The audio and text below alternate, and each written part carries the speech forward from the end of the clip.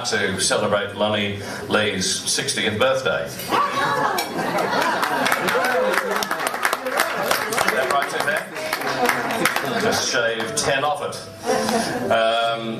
I'm certainly not going to speak as long as Rob Oakeshott did yesterday. Oh, thank God.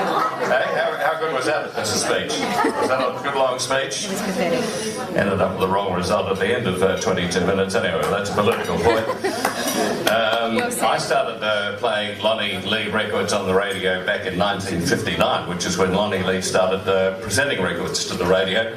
So I think I'm a little equipped to be here tonight to say just a few words, and they will be a few words on Lonnie Lee's behalf, and we wish him a very happy 70th birthday. I think it's fabulous that all of you have turned up tonight to be with Lonnie and the lads and his wife to celebrate a rather momentous occasion in anybody's life.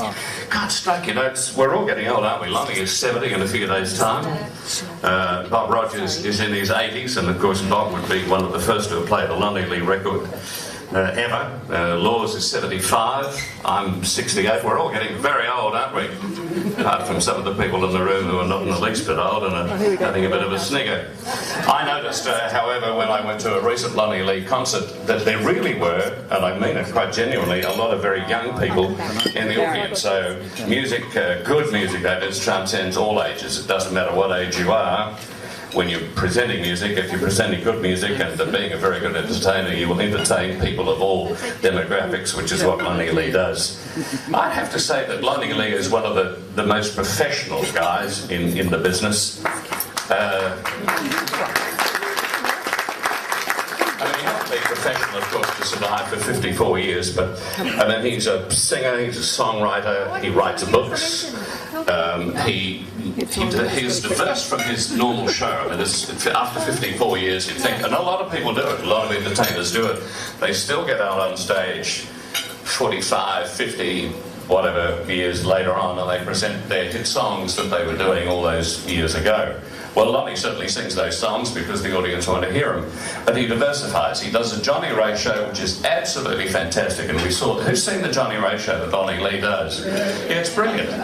Because he obviously thought that Johnny Ray was the Ants Pants, and he gets on and does a Johnny Ray show, and he sings all of Johnny's songs, then he comes back in the second half and does his own shows. I believe, and I've not seen it, that he does an Elvis show. What's the show called? Elvis?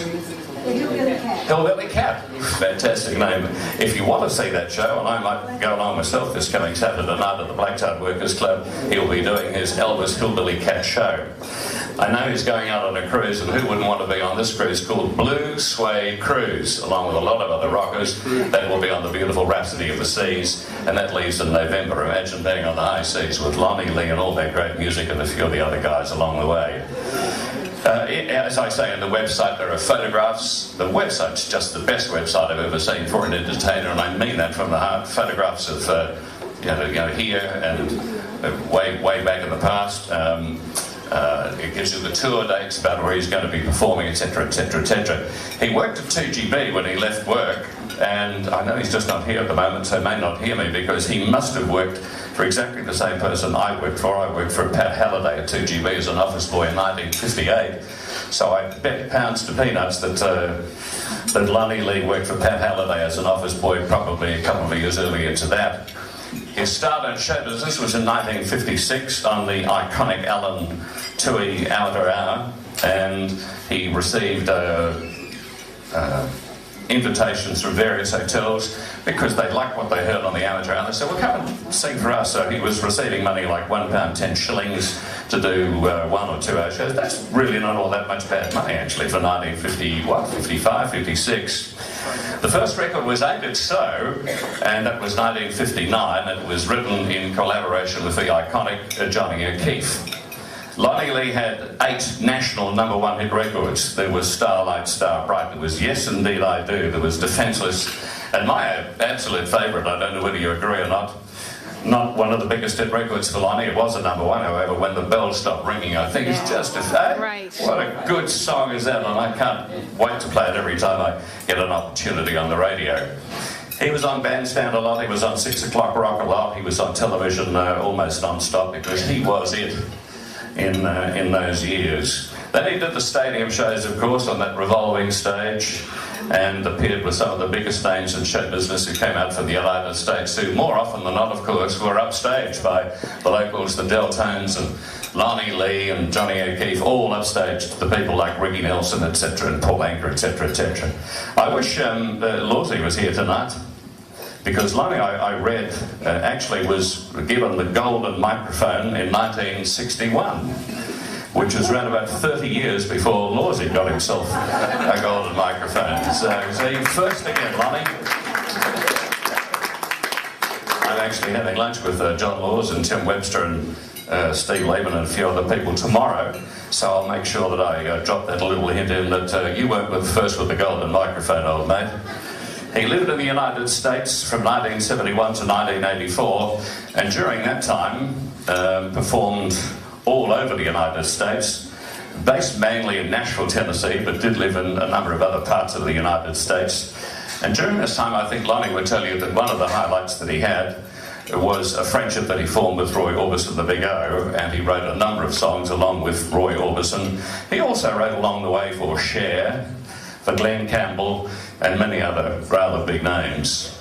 I know Lonnie Lee is very frustrated at the lack of airplay that he receives today. Some music directors and program directors really wouldn't know a good song, honestly, if it popped up in their Wheaties. Quite honestly, they wouldn't. Can't You See It in My Eyes was written by the guy who wrote the rock and roll classic Rip It Up. He also wrote Good Golly Miss Molly. He also wrote Starlight Starbright for Lonnie Lee. And he wrote this song, I think Lonnie recorded about 5 years ago. Is that right? Can't You See It in My Eyes? And I thought that's just one of the prettiest songs that I ever heard. And if music directors knew their stuff, they would have put it on the radio. Any radio station in Australia that played popular music, they should have played that and some of the hit banging stuff that they do play, and it would have been a big hit record. As it was, of course, it's one of the songs that Lonnie's fans ask for every time he's on stage. He performs constantly. He's just done Tasmania. He'll be, as I say, at the Blacktown RSL this coming Saturday night. Go and see him at Tamworth if you haven't. He's there at the Tamworth Country Music Festival every January, and he's an absolute knockout.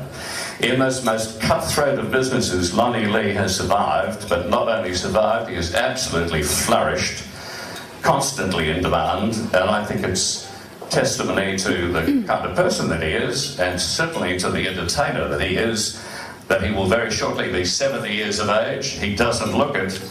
I don't know what it is that he's on, but I'm going to get some of it, I can tell you.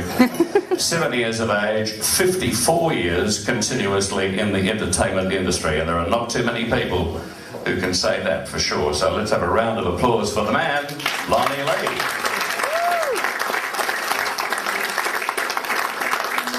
Happy birthday, Lonnie, and now here's the Lee Men.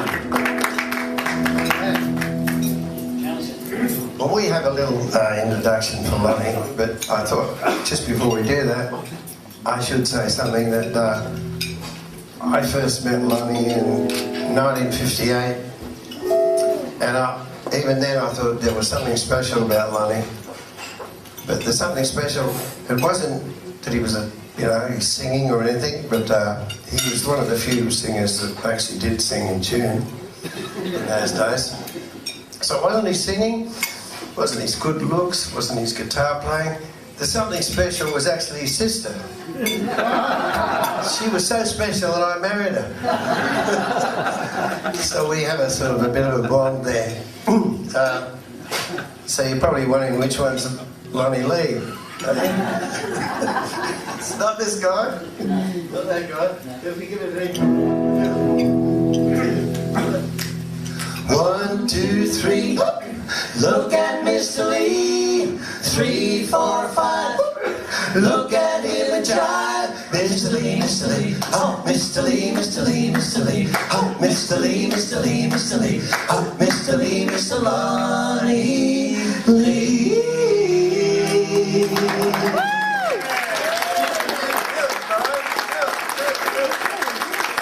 And now, ladies and gentlemen, the man you've all been waiting for, Mr. Lonnie Lee.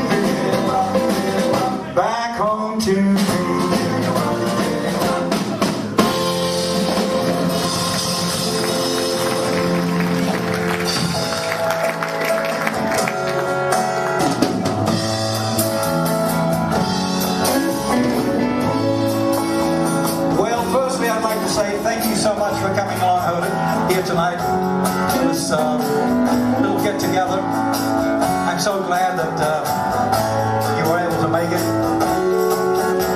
And it's good to see different evolutions of bands. Everybody else out there. It's wonderful. I hope you're going to enjoy what maybe you've seen 100 times. Already you told me you can sing with that last little bit. A little bit embarrassed with John saying all those things. Not too much the recipient of all that stuff. Just doing what I love to do. Oh, one last kiss, baby, one last kiss. It never felt like this, baby, not like this. You know I need your love.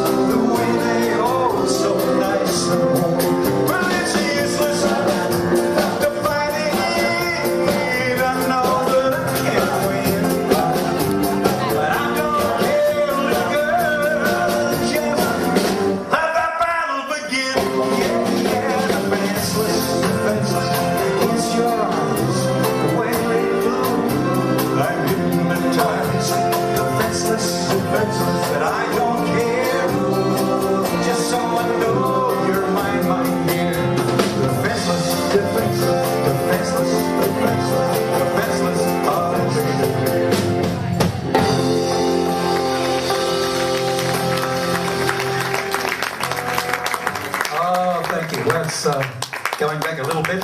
And as John was saying, that's right, John Mariscalco, who wrote Starlight Starbright, Ready Teddy, Rip It Up, The Golly Miss Molly, You Send Me, and a whole bunch of other good old rock and roll songs.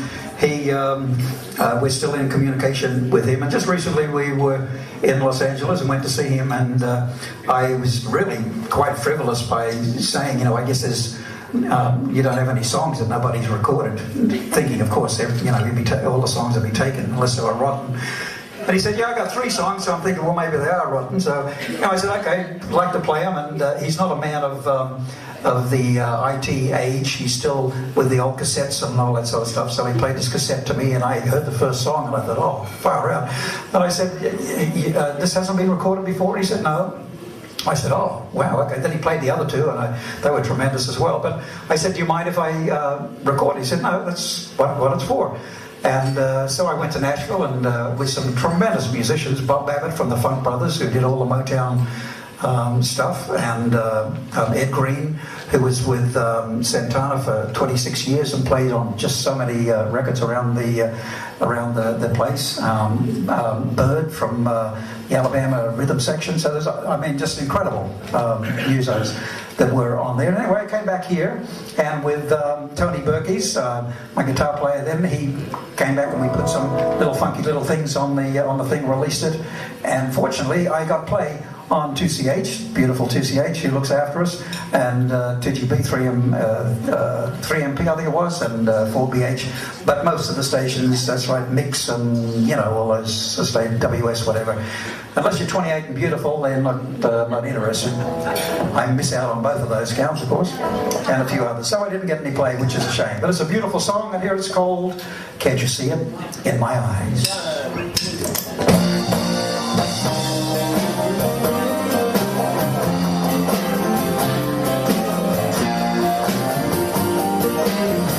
You ask me, did my love hurt me? Can't you tell by the tears in my eyes? Can't you hear it in the way that my voice shakes? Can't you see it in my eyes? You ask me, do I still remember how she held me in her arms when the night was so bright and stars were shining bright? Can't you see it in my eyes? It's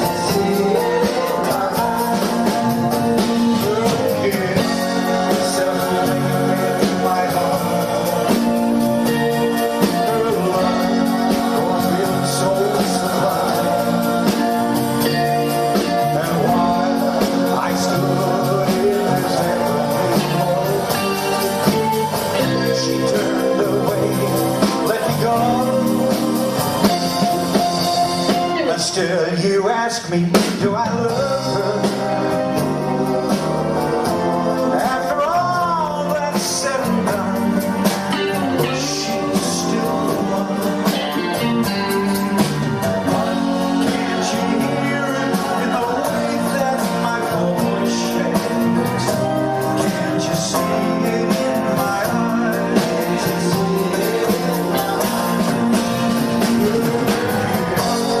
So flame in my heart. Her love was feeling so sublime. And while I stood in his heavenly hall, she turned away and let me go. And still you ask me, do I love her? After all that's said and done, she's still the one. Can't you hear it in the way that my voice shakes? Can't you see it in my eyes?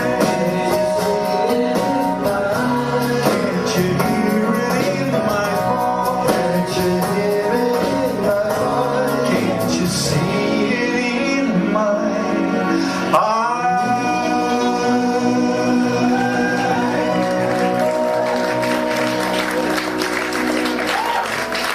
Thank you. Pretty song, isn't it? In 2006, I was reminded that it was 50 years since I got on this side of the microphone, and an associate suggested that maybe I should make a CD of all the songs that I used to sing at the time. And of course I put out so many CDs that I really didn't particularly want to just do a whole bunch of covers like that. So I thought about it for a while, and I thought, well, maybe I can see if I can sit down and write a bunch of little rockabilly type songs, raw country rockabilly stuff. So I did. I sat down. Unfortunately, I was able to write a few. They're all story songs. The album's called Northwest Mail, which is a train that I used to catch from boarding school back to the country, and there's a story in that. But another one of the story songs is this, and it's appropriately called "It Takes Me Back." Whoa, 3, 4, 1.